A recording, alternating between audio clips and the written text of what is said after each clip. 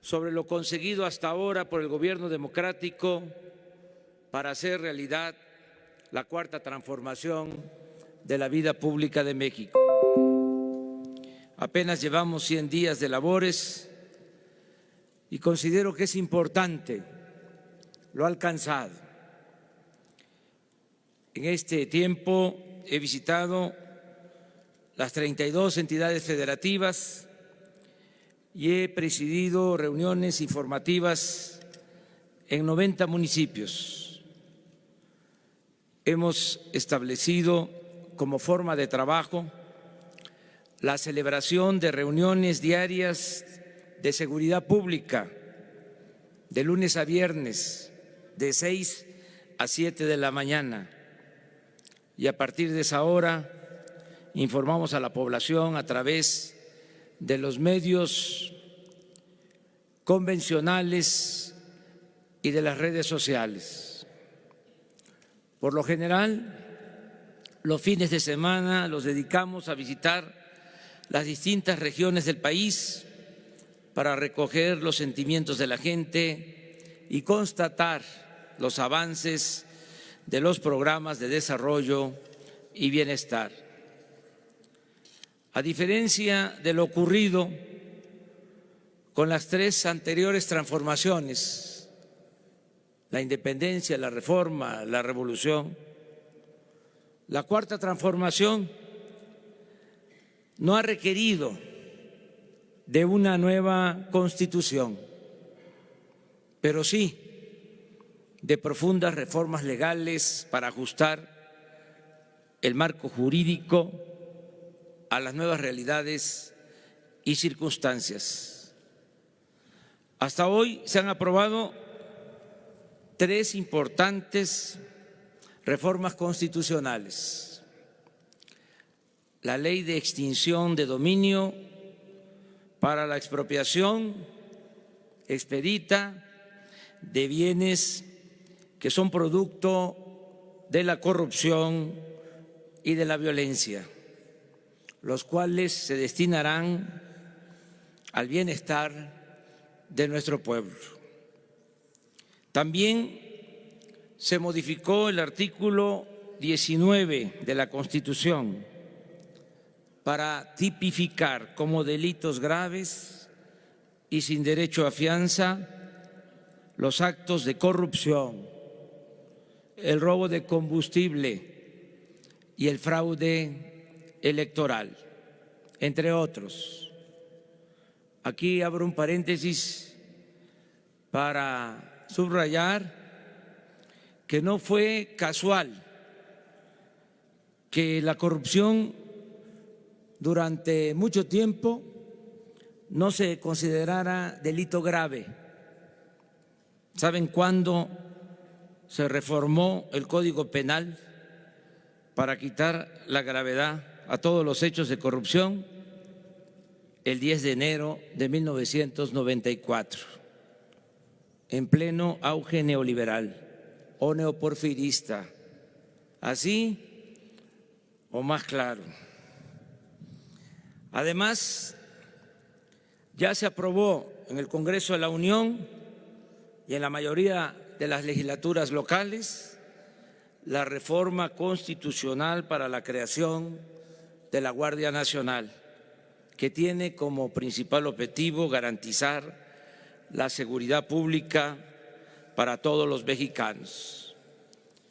Está en proceso de aprobación en las cámaras de diputados y senadores la reforma para eliminar el fuero constitucional del presidente de la República y que el presidente pueda ser juzgado en funciones por hechos de corrupción y otros delitos.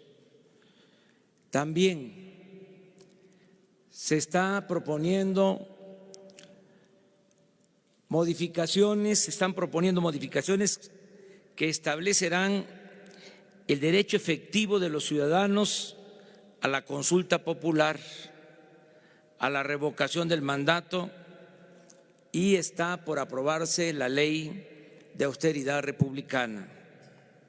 En el terreno del bienestar se ha propuesto al Congreso cancelar la mal llamada reforma educativa y estamos por enviar la iniciativa de ley para hacer efectivo el derecho del pueblo a la salud.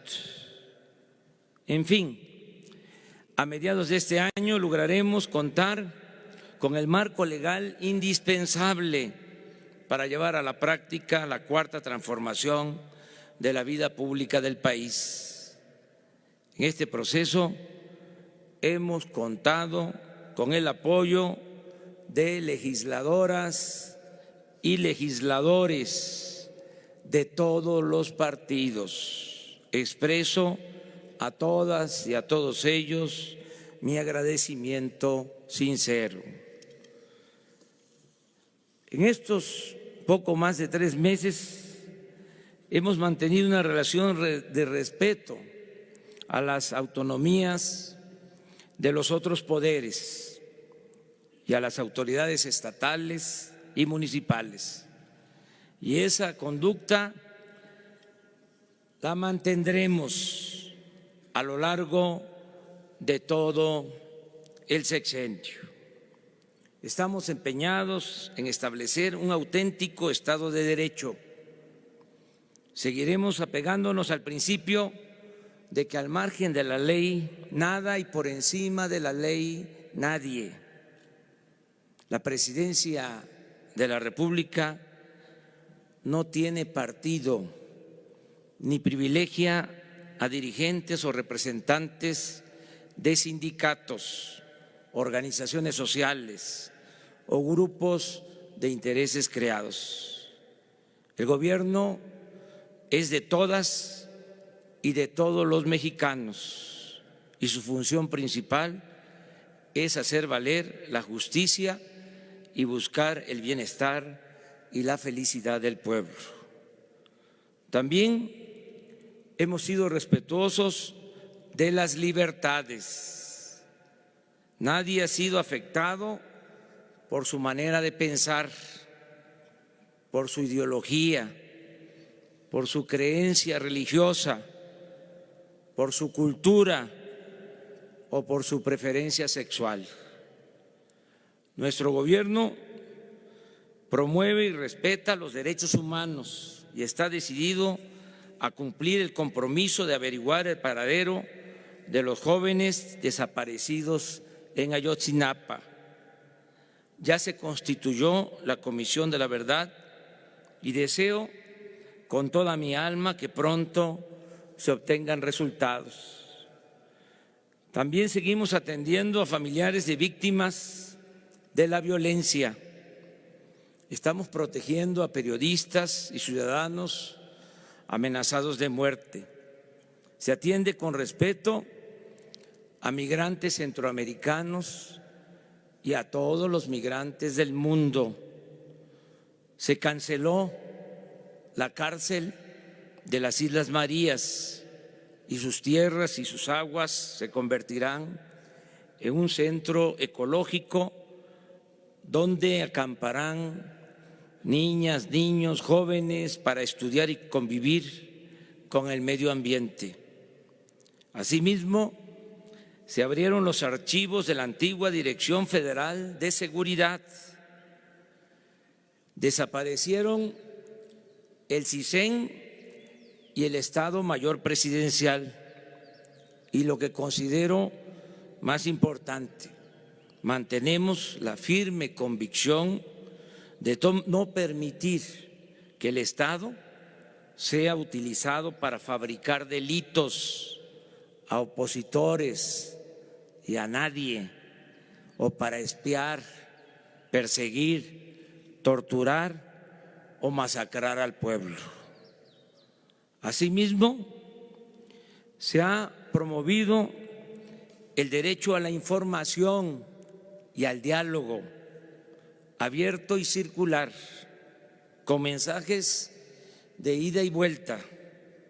Baste ver la prensa de ayer y de hoy y advertir que los periodistas critican al gobierno y ejercen su derecho a disentir. Y nosotros, de la misma manera, replicamos y argumentamos cotidianamente sin odios o rencores. Con ello se impulsa el hábito del debate y se fortalece la pluralidad democrática. Es importante decir que en serio, sin retórica o demagogia, existe la determinación de mandar obedeciendo.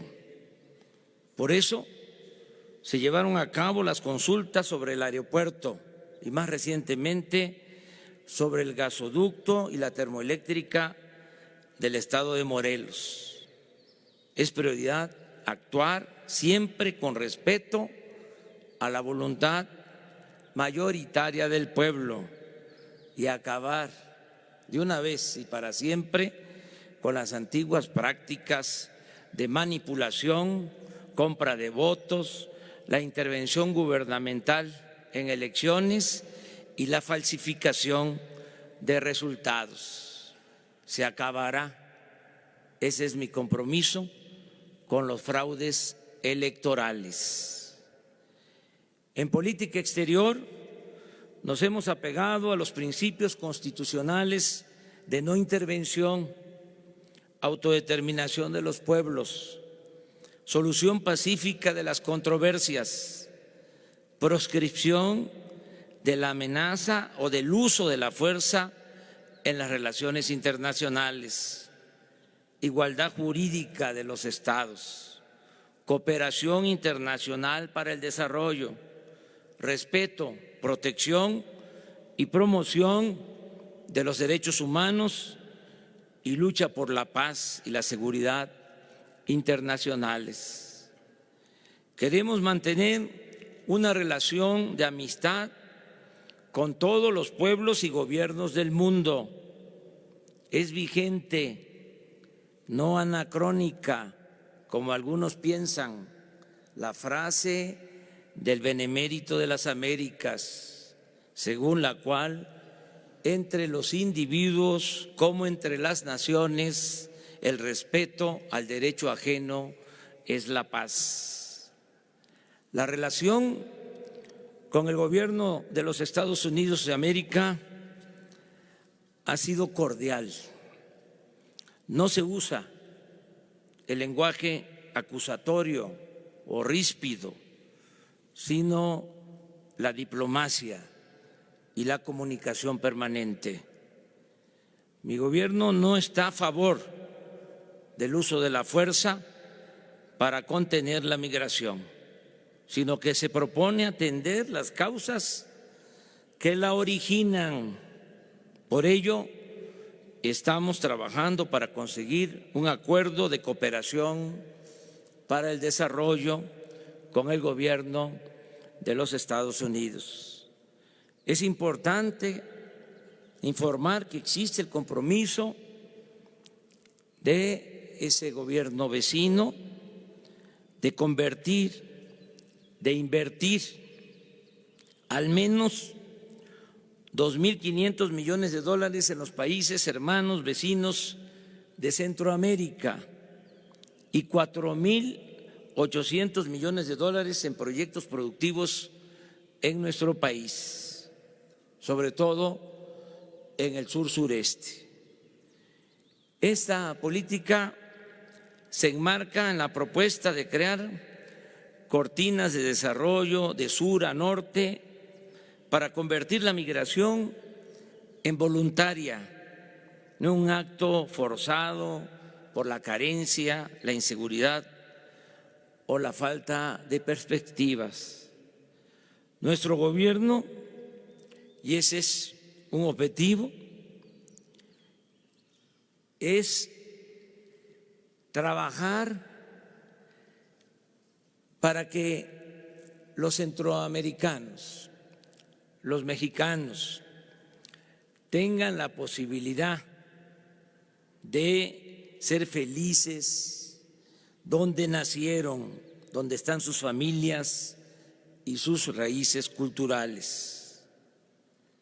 En materia económica, estamos aplicando la fórmula de acabar con la corrupción y con la impunidad para liberar fondos que puedan ser destinados al desarrollo y al bienestar del pueblo. En eso consiste nuestro plan económico, en esencia, en acabar con la corrupción, con los privilegios y liberar fondos de esta forma para el desarrollo. Solo por poner un ejemplo, el combate al robo de combustible nos permitirá ahorrar este año 50,000 millones de pesos. Agrego que ya no hay lujos en el gobierno, no existen sueldos como antes de hasta 700,000 pesos mensuales. Están en venta aviones, helicópteros y vehículos extravagantes usados por funcionarios públicos. No se rentan oficinas de lujo y nadie tiene servicio médico, cajas de ahorro y seguros privados con cargo al erario. Se acabaron los privilegios de la otrora burocracia dorada. De esta forma, el presupuesto nos va a rendir mucho más. Si antes se pagaba por una obra, una compra, un servicio, 100 millones de pesos, ahora nos cuesta como máximo la mitad. Solo en adquisiciones tenemos calculado ahorrar alrededor de 200,000 millones de pesos. Al desterrar la corrupción evitaremos fugas por alrededor de 300,000 millones de pesos y el plan de austeridad nos permitirá liberar fondos para el desarrollo por 200,000 millones de pesos. Así pues, dispondremos de una bolsa adicional para lo que se necesite de 700,000 millones de pesos durante el presente año. Por eso no tendremos necesidad de alterar, ni lo haríamos bajo ninguna circunstancia, los equilibrios macroeconómicos. Nunca gastaríamos más de lo que ingresa a la hacienda pública y tampoco nos endeudaríamos para financiar el presupuesto. Mantendremos un manejo responsable de las finanzas públicas. No habrá aumentos de impuestos ni nuevos impuestos. Refrendamos el compromiso de no imponer gasolinazos. El precio de los combustibles, de las gasolinas, el diésel, el gas y la luz será el mismo en términos reales en todo el año. La gasolina magna, el diésel y la luz han subido por la tardanza en la aplicación del mecanismo de regulación que utilizaremos, pero pronto se resolverá este asunto. Habrán ajustes para cumplir con nuestra palabra de no aumentar en términos reales los precios de los energéticos. En este periodo de 100 días, el peso ha ganado valor con relación al dólar, 4%. La inflación ha bajado de 5.9 a 4.4% en promedio. La confianza del consumidor ha alcanzado máximos históricos de 120 puntos. En el primer bimestre de 2019, la recaudación del gobierno federal sumó 703.900 millones de pesos, cifra 8,000 millones de pesos por encima de lo programado en la Ley de Ingresos de este año y 2,6% mayor en términos reales al observado en el mismo periodo de 2018. En particular, destaca la recaudación del impuesto sobre la renta, la cual creció 3,2% en términos reales. Estoy seguro que la confianza de los contribuyentes en el manejo honrado de sus impuestos nos permitirá superar con creces la meta establecida. Además, el combate a la corrupción hará posible un incremento en los ingresos en Pemex y en la Comisión Federal de Electricidad. La economía, afortunadamente, está en marcha. Aún crece poco, pero no hay ni asomo de recesión, como quisieran nuestros adversarios conservadores o como pronostican con mala fe sus analistas. Se van a quedar con las ganas.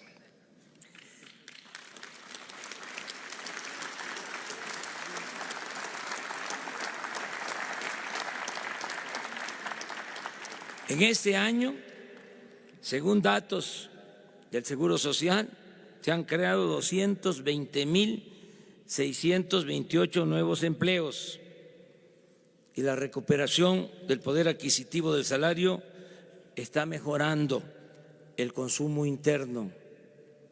Las tiendas de autoservicio y departamentales reportan un incremento de 2,5% en las ventas de enero con respecto al mismo mes del año anterior. No puedo dejar de informar con orgullo que logramos un importante acuerdo con el sector empresarial y con los representantes de los trabajadores para aumentar el salario mínimo en 16%, incremento real nunca visto en los 36 años del periodo neoliberal.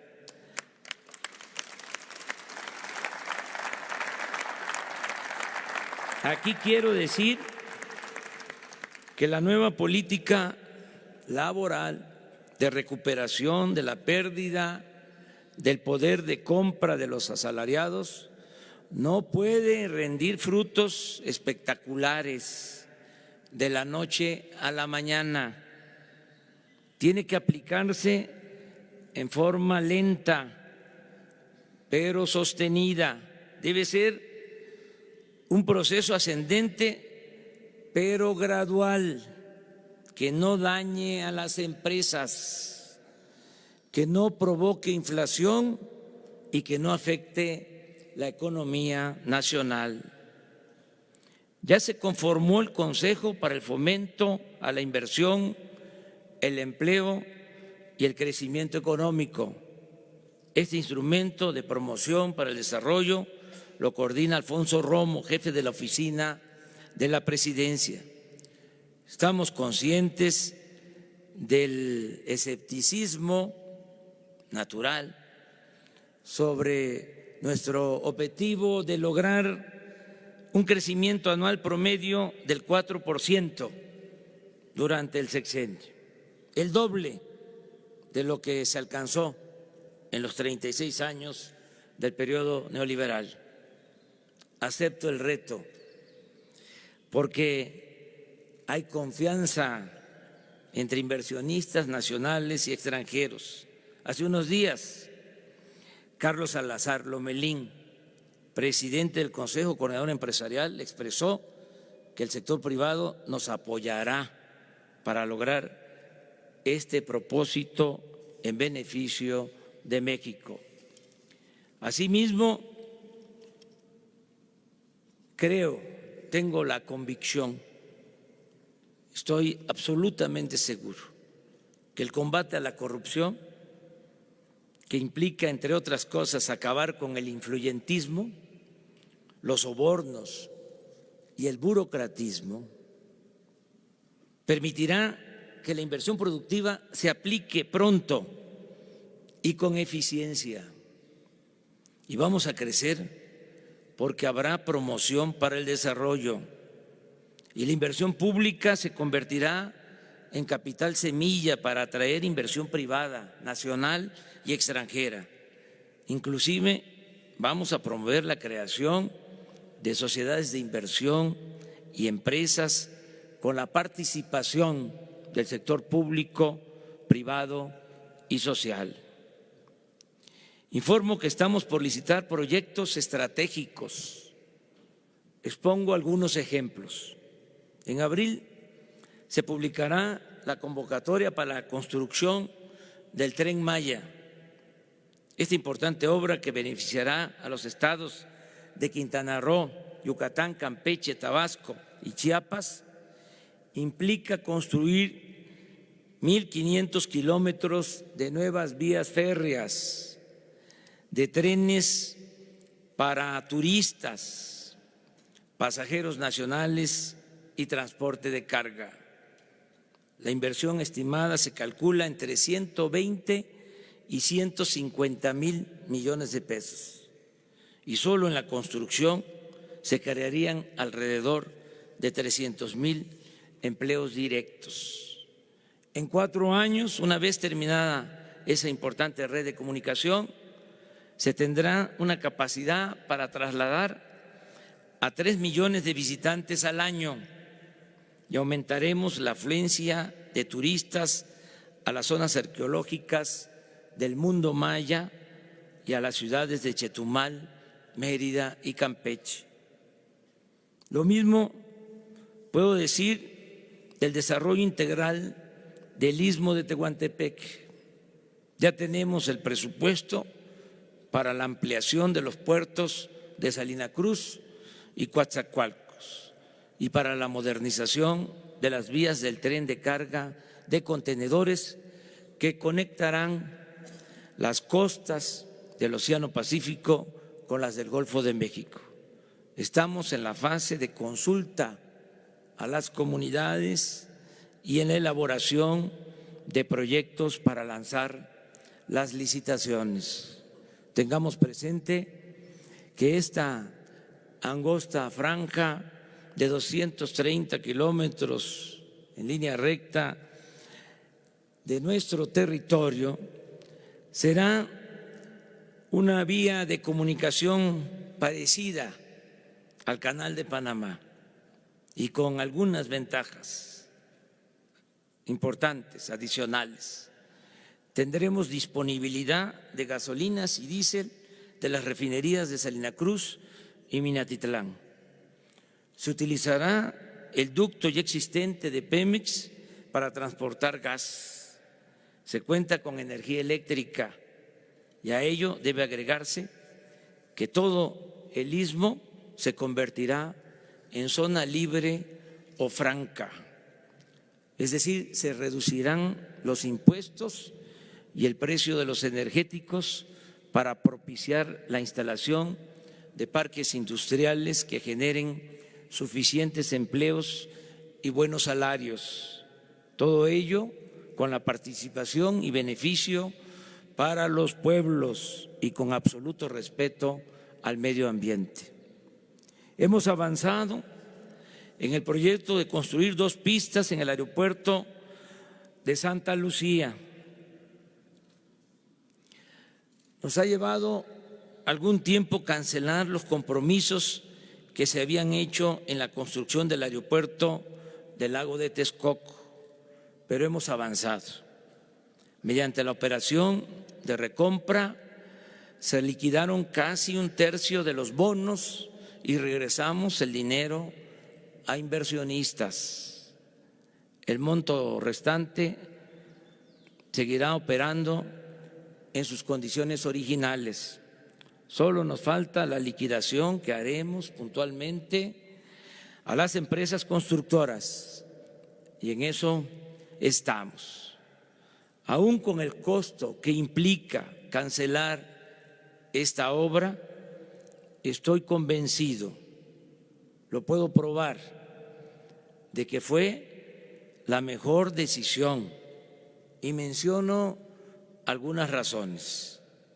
En ese sitio, en el lago de Texcoco, siempre íbamos a padecer de hundimientos. Nos iba a costar mucho el mantenimiento de ese aeropuerto. Vamos a resolver la saturación del actual aeropuerto de la Ciudad de México en menos tiempo, en 3 años, con una solución de largo plazo, de mejor calidad, sin corrupción y con un ahorro de más de 100,000 millones de pesos para el pueblo de México. Informo también que ya inició el programa de la zona libre o franca a lo largo de los 3,180 kilómetros de frontera con los Estados Unidos de Norteamérica. En esa franja se redujo el impuesto sobre la renta al 20%. El IVA pasó del 16% al 8%. Los combustibles se abarataron y aumentó al doble el salario mínimo.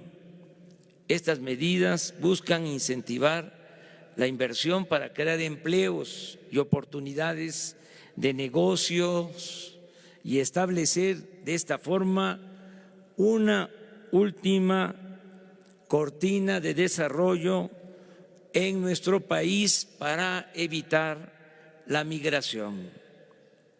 El día de hoy publicaremos las prebases para licitar la concesión de 50,000 kilómetros de líneas de fibra óptica de la Comisión Federal de Electricidad para comunicar por Internet a todos los municipios y a los pueblos más apartados y marginados del país. La contraprestación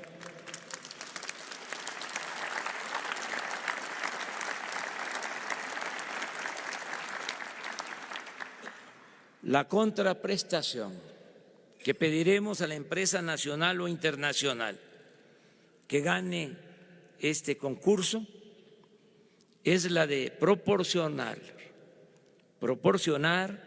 Internet gratuito en plazas, escuelas, centros de salud y otros sitios públicos. Esta obra, que implicará una inversión de alrededor de 30,000 millones de pesos, será de la mayor importancia para la comunicación y el desarrollo equitativo del México del futuro. Aquí repito, porque se habla mucho de la innovación tecnológica. Nosotros queremos la modernidad, pero forjada desde abajo y para todos. Nos hemos propuesto rescatar la industria petrolera y eléctrica de la nación. Ese sector fue, durante el periodo neoliberal, saqueado impunemente.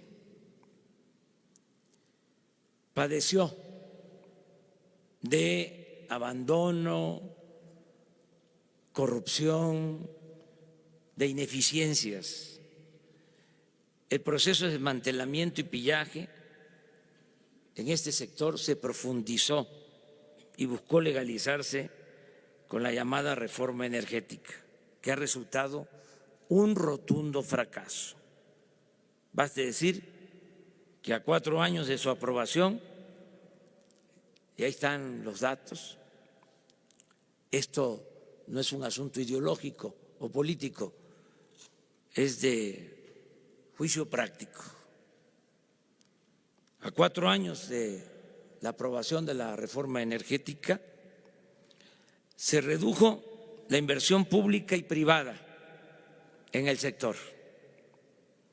Se produce menos petróleo crudo, se producen menos gasolinas, menos productos petroquímicos, se genera menos electricidad. Aumentaron los precios de los combustibles.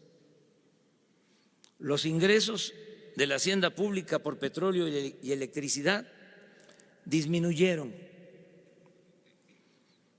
Los contratos que firmaron funcionarios públicos con particulares y las operaciones fraudulentas realizadas con empresarios e inversionistas vinculados a los gobiernos anteriores incrementaron la deuda tanto de Pemex como de la Comisión Federal de Electricidad. Afortunadamente, como una bendición, cuando parecía que todo estaba perdido, la gente decidió a favor de un cambio de régimen y por otra política económica.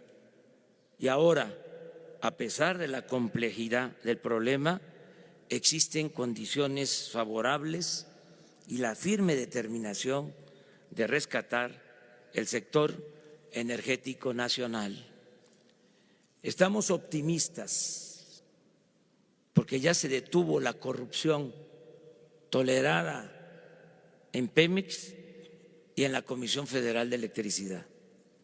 Gracias a ello y al plan de austeridad del gobierno y de dichas empresas, estamos invirtiendo más para la producción de petróleo, para la refinación y para la generación de energía eléctrica.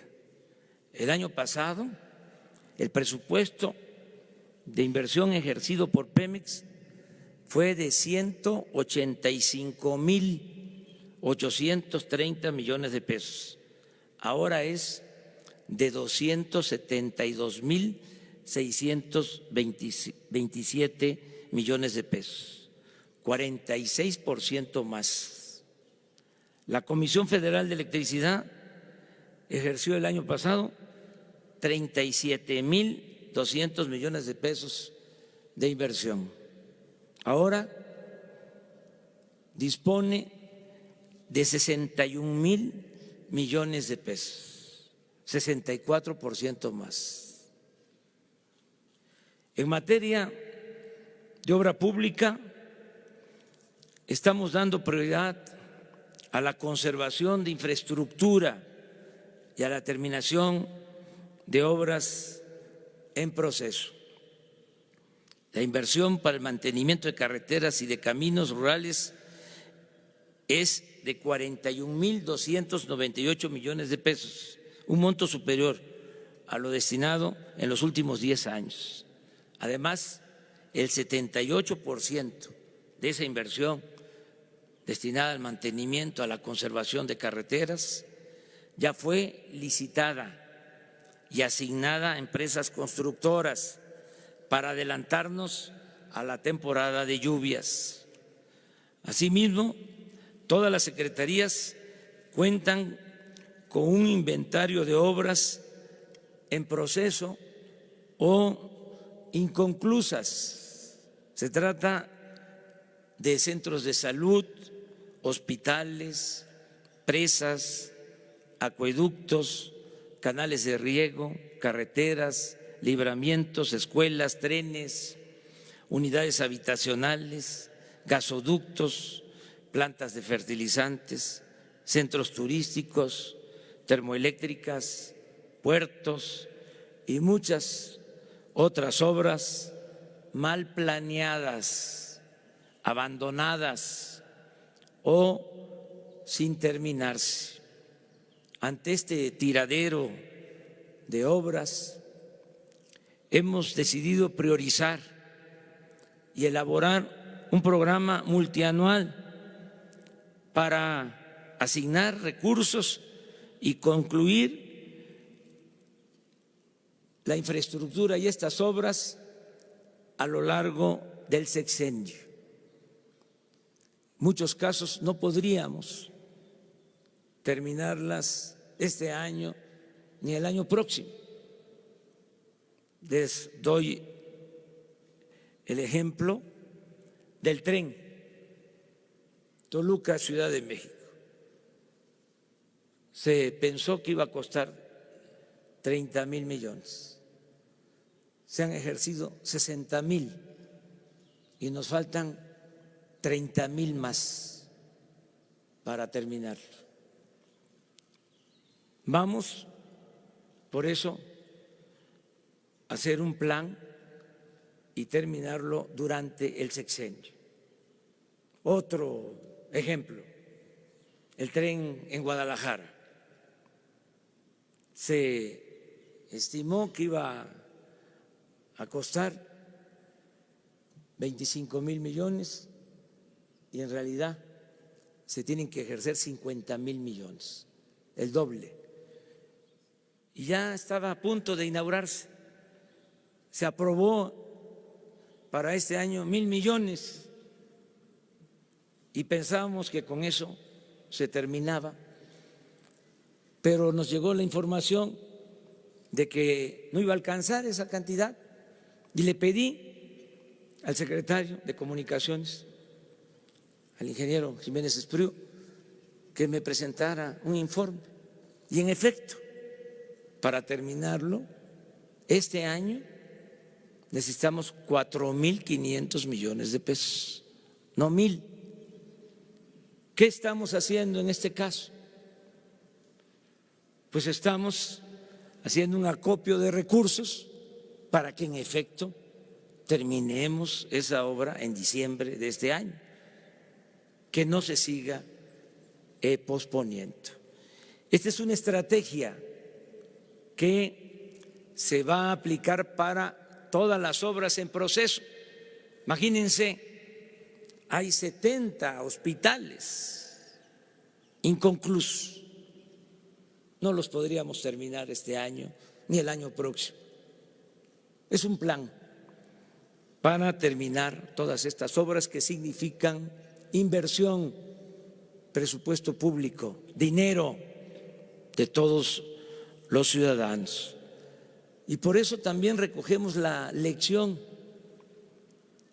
Hemos hecho el compromiso de no iniciar ningún proyecto de gran escala que no podamos terminar durante nuestro mandato.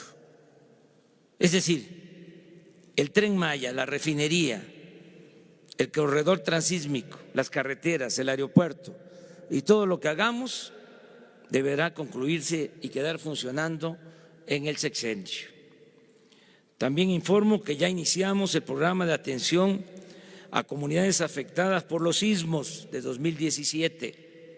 De igual manera, hemos comenzado con el programa de mejoramiento urbano y vivienda en 14 municipios del país, tanto en municipios de la frontera como en las ciudades turísticas, para aminorar el contraste entre zonas turísticas con hoteles de gran lujo y colonias marginadas. Este año vamos a reestructurar 194,000 créditos del Infonavit, de gente que paga y paga y no termina de pagar. Esto va a beneficiar a muchas familias de trabajadores. El gobierno de la Cuarta Transformación buscará siempre hacer realidad el ideal de la justicia social, empezando por aplicar el criterio de que por el bien de todos, primero los pobres.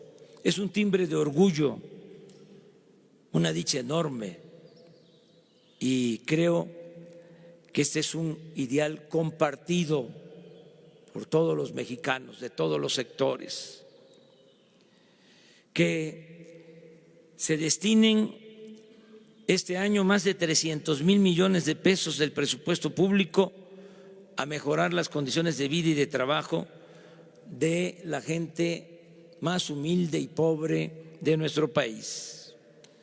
De cada 10 hogares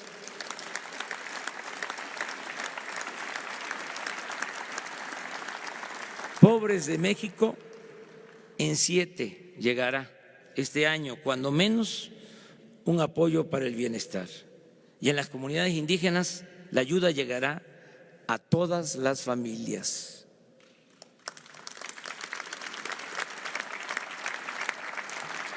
En el acto del Zócalo, el día 1 de diciembre, hice 100 compromisos con el pueblo de México. Repasándolos al día de hoy, y vamos a entregar los anexos correspondientes. Ya 62 de esos 100 compromisos se han convertido en hechos y 38 están en proceso de cumplirse. El primero de los 100 compromisos ya lo estamos llevando a cabo. Consiste en que todos los programas de bienestar tienen como población preferente a las comunidades indígenas de México. Prueba de ello es que ya iniciamos la construcción de caminos en 47 municipios de usos y costumbres de Oaxaca. La pensión para adultos mayores se duplicó. Ahora se entregan 2,550 pesos bimestrales, no 1,160 como antes, hasta diciembre. Asimismo, este derecho se aplica de manera universal y beneficia a jubilados y pensionados del ISSSTE, del Seguro y de otras instituciones que eran excluidos. Hasta hoy han recibido su ayuda de manera directa o están por hacerlo 13 millones de personas. Y hago el compromiso de que para el próximo informe trimestral estarán siendo apoyados de esta manera 18 millones de beneficiarios. Ya están trabajando como aprendices 82,142 jóvenes que reciben capacitación en empresas, comercios y talleres y se les pagan 3,600 pesos mensuales. Y cada mes se incorporarán 100,000 jóvenes más con sus respectivos tutores, quienes no solo los capacitan en oficios o profesiones, sino que les inculcan conductas correctas y solidarias. Es satisfactorio poder decir que 817,583 personas con discapacidad, y en especial niñas y niños pobres, han sido censados en comunidades y colonias y ya están empezando a recibir 2,550 pesos bimestrales de pensión. Se entregarán 9 millones de becas mensuales a estudiantes pobres de todos los niveles escolares, con una inversión de 60,000 millones de pesos, como nunca se había hecho en la historia de México. Se están regularizando los programas de estancias infantiles y CENDIS en beneficio de niñas y niños de madres trabajadoras y de niños de preescolar. Todos los apoyos se entregarán de manera directa. Por eso se está levantando casa por casa un censo para el bienestar. Primero se identifica a las personas que recibirán la ayuda. Posteriormente se le entrega a cada persona beneficiada una tarjeta bancaria y así obtiene lo que por derecho y justicia le corresponde.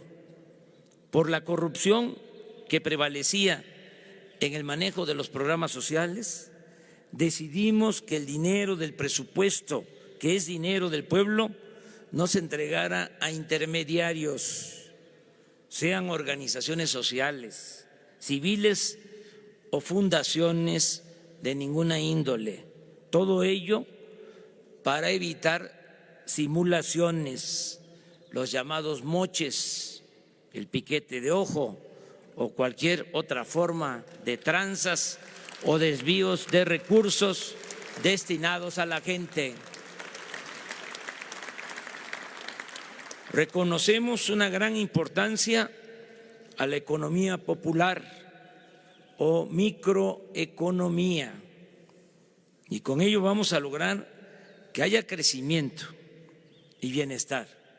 También de esa manera se logra el crecimiento económico desde abajo, en pequeñas comunidades y barrios, con la participación y la creatividad de la gente. 1 millón de ejidatarios, comuneros y pequeños propietarios han recibido apoyos económicos para sembrar y pronto se sumarán 1.500.000 más, incluyendo cañeros y productores de café. Asimismo, ya se establecieron precios de garantía para alimentos básicos en beneficio de 2 millones de pequeños productores, a quienes se les pagará durante la cosecha 5.610 pesos la tonelada de maíz, 6.120 pesos el arroz, 14.500 el frijol, 5.790 el trigo y a 8 pesos con 20 centavos el litro de leche, lo cual significa, con relación al año pasado, un aumento promedio de más del 30%. El programa Sembrando Vida ya está en marcha. Este año se plantarán 575.000 hectáreas de árboles frutales y maderables y el año próximo se llegará a 1 millón de hectáreas. Este programa, además de su importancia productiva y ecológica, nos permitirá crear 230.000 empleos permanentes este año y otro número similar el año próximo. Solo en Chiapas, donde ya se están sembrando 200.000 hectáreas, van a trabajar 80.000 campesinos de 1.759 ejidos y comunidades. De igual manera, ya comenzó el programa de crédito ganadero a la palabra, que consiste en entregar de 1 a 10 novillonas y hasta un toro por productor, lo cual representa adquirir 200.000 reses con un presupuesto autorizado de 4.000 millones de pesos en beneficio de 19.200 ejidatarios y pequeños propietarios. Parecido a este crédito, pero dirigido a artesanos, comerciantes y muy pequeños empresarios, es el programa de tandas para el bienestar. Se trata de otorgar pequeños créditos a quienes se ganan la vida produciendo y vendiendo sus productos o prestando servicio. Se empezará otorgando 6,000 pesos sin intereses, abonando ese crédito con pagos mensuales de 500 pesos. Al terminar de pagar los 6,000 pesos, recibirán de inmediato 10,000, luego 15,000 y así hasta 20,000. A la palabra, sin burocratismo, sin trámites excesivos, sin dejar nada en garantía. La mayor riqueza de México es la honestidad de su pueblo. A eso nos atenemos. Este pequeño crédito ayudará para comprar mercancía, materia prima, un aparato electrodoméstico, herramientas o cualquier insumo. Este programa beneficiará a 1 millón de personas que están ahora, como muchas otras, excluidas del sistema financiero. Se les considera no sujetos de crédito y quedan expuestos al agio y a la usura. Me dio mucho gusto que cuando empezó a hacerse el censo del bienestar, se va casa por casa y la gente se apunta, se inscribe. Si es un adulto mayor, su pensión; si es una persona con discapacidad, su pensión. Pero teníamos contemplado originalmente dar créditos a 500,000 pequeños comerciantes, artesanos, pequeños empresarios, y se censaron hasta ahora, se inscribieron 5 millones. Tenemos esas solicitudes y es un gran motivo de satisfacción. Da mucho gusto el que la gente esté pidiendo apoyo para salir adelante, para trabajar, para buscarse la vida. Entonces, este es uno de los programas que vamos a procurar que no le falte presupuesto. Por eso, aunque nos quedemos sin camisa, aunque pasemos de la austeridad republicana a la pobreza franciscana, siempre habrá estos apoyos. En educación hemos logrado, entre otras cosas importantes, algo que considero valioso: aminorar la polarización que se desató con la llamada reforma educativa. Yo creo que eso es lo más importante. Estaba muy confrontada la población, mucha polarización por la llamada reforma educativa.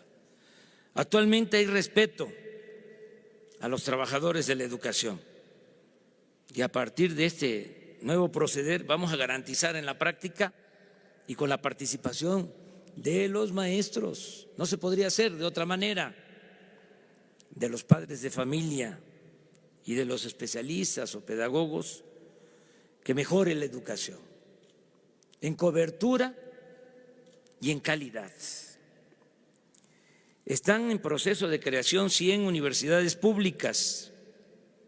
Inició el programa de rescate del patrimonio cultural y de la memoria histórica.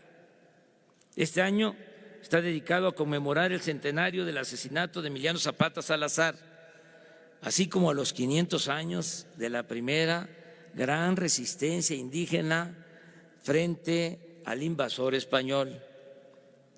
Ya comenzó el programa de fomento a la lectura. Como es sabido, se abrió la residencia oficial de Los Pinos, que ha sido visitada por más de 900,000 personas, y se elabora el proyecto integral de arte y cultura para unir ese espacio con los sitios y museos del bosque de Chapultepec. Es decir, se creará uno de los complejos artísticos y culturales de mayor importancia y esplendor en el mundo.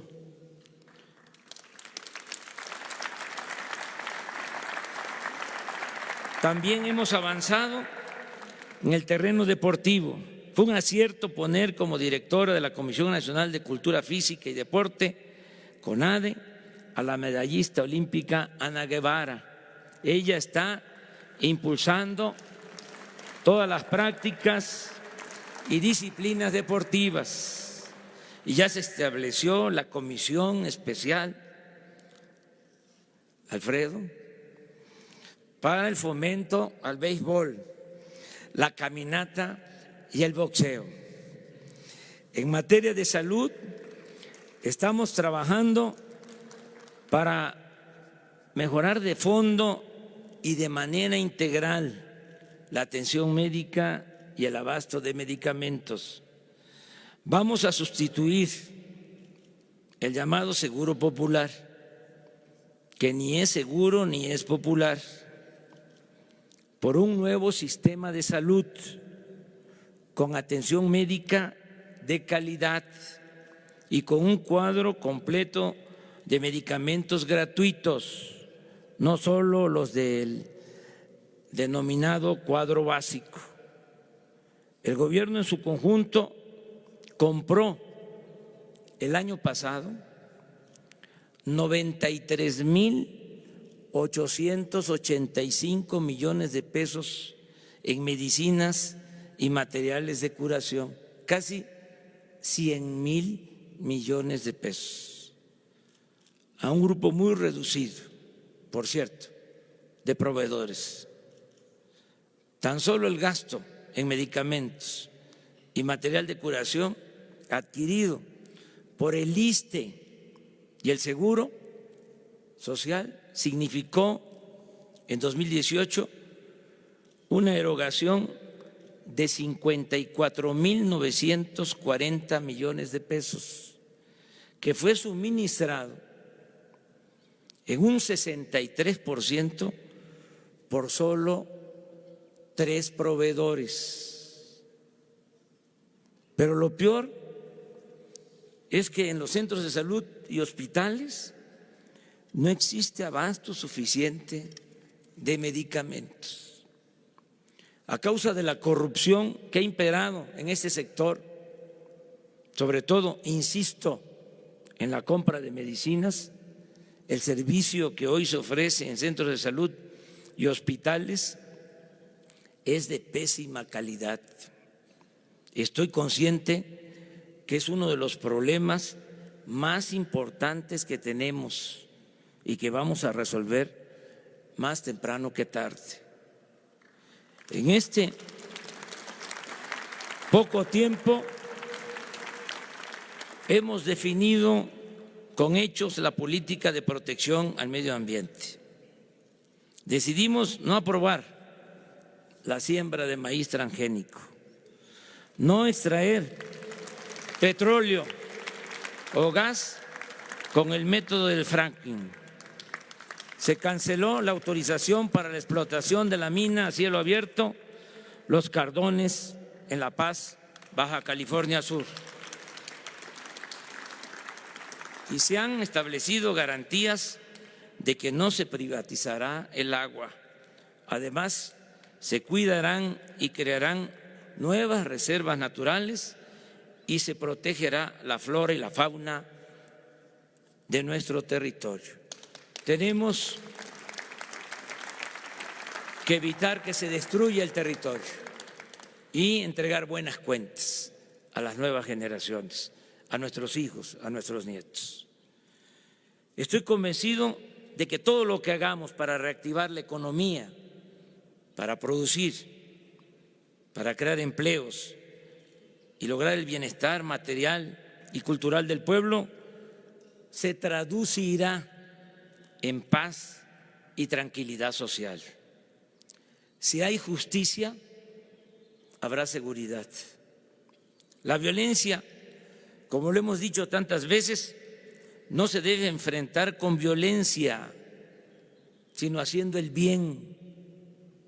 El mal no se puede enfrentar con el mal. El mal se enfrenta con el bien. Los seres humanos no somos malos por naturaleza. Son las circunstancias las que nos empujan a tomar el camino de las conductas antisociales. La construcción de una sociedad mejor, más justa y más humana es la base y el punto de partida de nuestra política de seguridad pública. Así, en el caso del robo de combustible, enfrentamos el fenómeno delictivo atendiendo las causas y garantizando los derechos sociales de la gente que por necesidad se dedicaba a esas actividades y se dejaba arrastrar por bandas de delincuentes comunes y de cuello blanco. Por eso resultó muy triste la tragedia que originó la pérdida de 135 vidas humanas en Tlahualilpan, Hidalgo.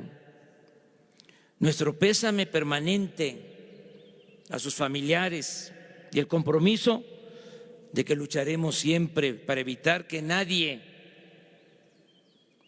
ni en este caso, ni por migración, por pobreza, por marginación, se vea obligado a poner en riesgo su vida.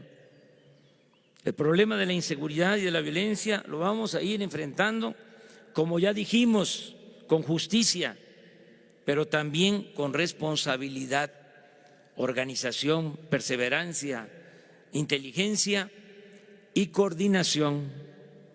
Fue un importante avance el que se haya aprobado la reforma constitucional para crear la Guardia Nacional. Antes de esa reforma, el presidente solo podía, en el marco de la ley, disponer de 10,000 efectivos de la Policía Federal para hacer frente al grave problema de inseguridad que se padece en el país. No olvidemos que el Ejército y la Marina no podían hacer labores de seguridad pública y que estaban dedicados básicamente a la realización de operativos contra el narcotráfico. En los hechos, la población del país se encuentra en estado de indefensión. Esto explica en parte, no es justificación, el por qué solo se ha logrado contener la incidencia delictiva, pero no reducirla significativamente como lo deseamos. Digo esto porque se mantiene prácticamente el mismo número de homicidios y de robos de vehículos de antes de que llegáramos al gobierno. En homicidios, el promedio diario de enero a noviembre de 2008 fue de 91.3 homicidios diarios y de diciembre a marzo de 2019 ha sido de 88.2. El robo de vehículo en el mismo periodo del gobierno anterior fue de 669.6 robos diarios de vehículos y ahora 636.1. En el robo de combustible sí se redujo la cifra y hay buenos resultados. Y esto es un ejemplo de que se puede, porque en el caso del robo de combustible unimos todas las fuerzas y trabajamos de manera conjunta y se logró avanzar. Este ilícito pasó de 81,000 barriles diarios sustraídos ilegalmente en noviembre del año pasado, 81,000 barriles diarios, a solo 15,000 barriles como resultado del operativo conjunto para cerrarle el paso a este tolerado y peligroso delito.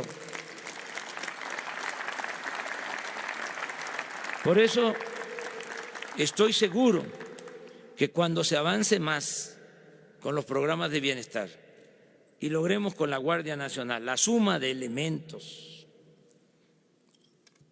son 220,000 elementos del Ejército, 40,000 de la Marina, más los 10,000 efectivos de la Policía Federal, todos juntos en 266 coordinaciones en todo el país.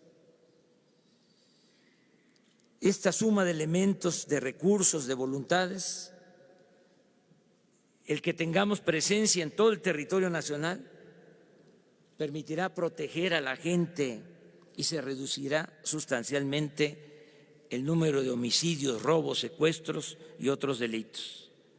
Aquí es el momento de reconocer el trabajo eficaz, las desmañanadas de los integrantes del Gabinete de Seguridad Pública, incluida la secretaria de Gobernación,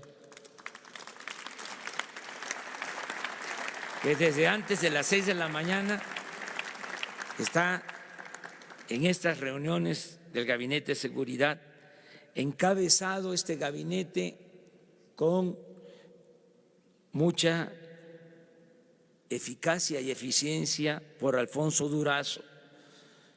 Y al mismo tiempo es el momento de agradecer a las Fuerzas Armadas, al Ejército, a la Marina, al general secretario, al almirante, por su apoyo comprometido, su apoyo al pueblo de México en estas tareas, y agradecer por su lealtad a la patria.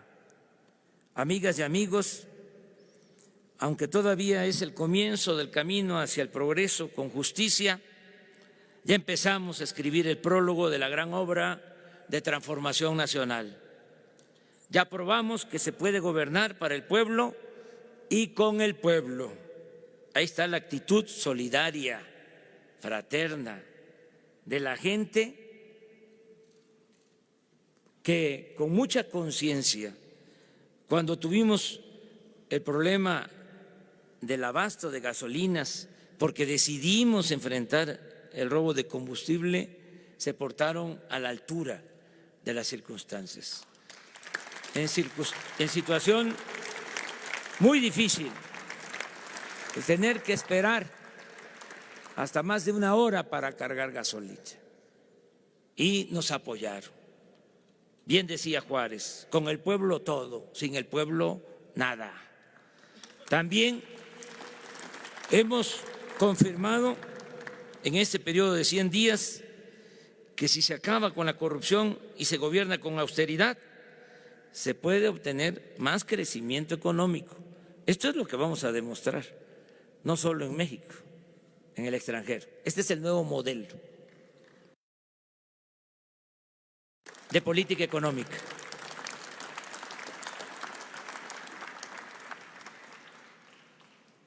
Si se acaba con la corrupción y se gobierna con austeridad, se puede obtener más crecimiento económico. Pero también, ¿qué es lo más importante? Más desarrollo, bienestar, y se adquiere mayor autoridad política y moral. Estamos en lo dicho, vamos a convertir a México en una potencia económica con dimensión social, porque tenemos muchos recursos naturales, contamos con un pueblo bueno, honesto y trabajador, y el gobierno sabrá estar a la altura de las circunstancias. Agradezco la confianza del pueblo de México, de todos los sectores. Agradezco en especial la confianza de los empresarios. Y reitero, reafirmo, refrendo el compromiso de no fallar. Nunca jamás claudicaré, antes muerto que traidor.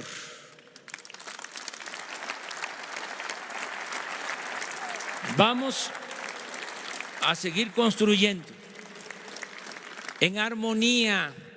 La cuarta transformación también es reconciliación. Vamos a seguir construyendo entre todas y todos la bella utopía. Vamos a seguir caminando hacia ese gran ideal de vivir en una patria nueva, libre, justa, democrática y fraterna. Gracias de todo corazón. ¡Que viva México! ¡Viva México! ¡Viva México!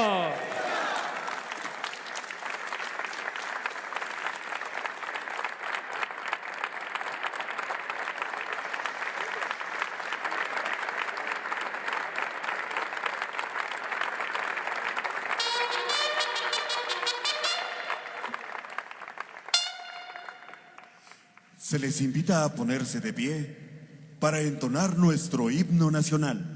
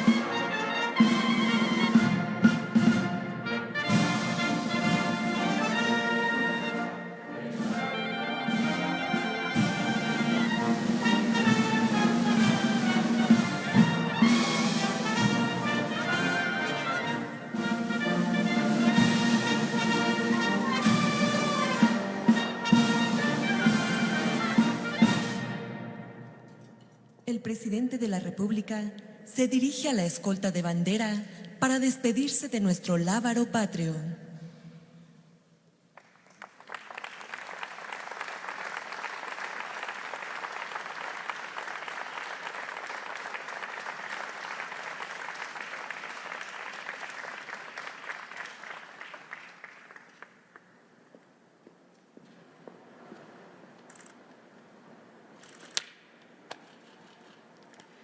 Se agradece la asistencia del presidente de la República, así como de los funcionarios e invitados que lo acompañaron. Que tengan todos un excelente día.